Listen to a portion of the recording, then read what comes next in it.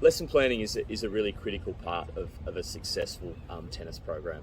Every site has a variety of programs that are running, from red ball to orange ball, green, all your hot shots, intermediate, advanced level classes, adults, and every program needs to be run slightly differently so that players, number one, are exposed to all of the key areas that will help them develop into good players.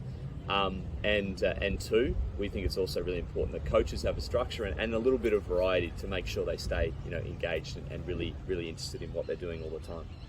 So, from a lesson plan perspective, the number one component of a lesson plan that we really encourage is to think about what the match conditions look like first for that player, and then work backwards and plan the session accordingly. So one of the things that we often see at other clubs out there is that people are running lesson plans without that thought. So whether that's a red ball player, and a red ball player plays, we run tournaments for red ball players, and for example, how that match looks like is how we basically train those red ball students. If we're coaching elite players, we're obviously training them based on the match conditions in which they compete. So that's the first thing to keep in mind with a really good lesson plan, is that it matches and it's linked in with the match that they play.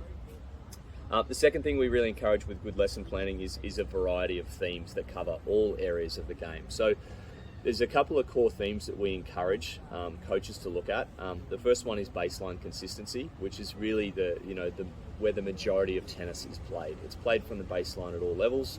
So encouraging players to learn and develop those skills of consistency and moving around and hitting around the baseline.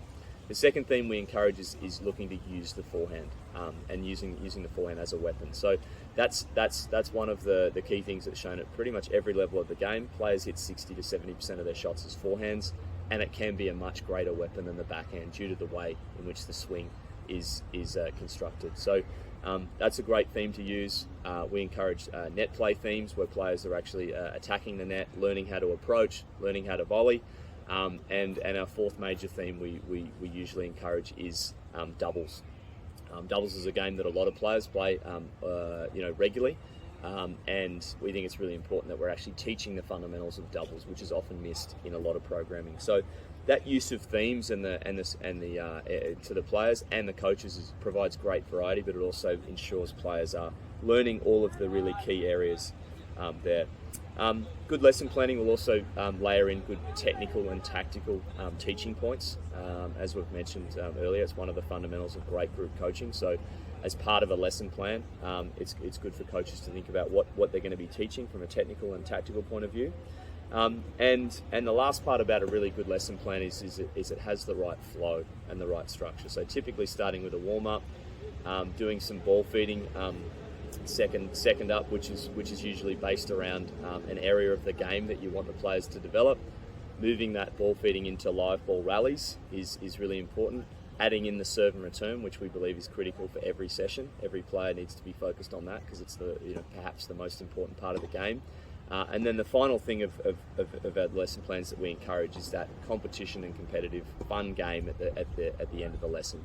So the player finishes on a really high note, loving the session, enjoying it, and moving on. So there's lots of different lesson planning documents which we can take you throughout the course.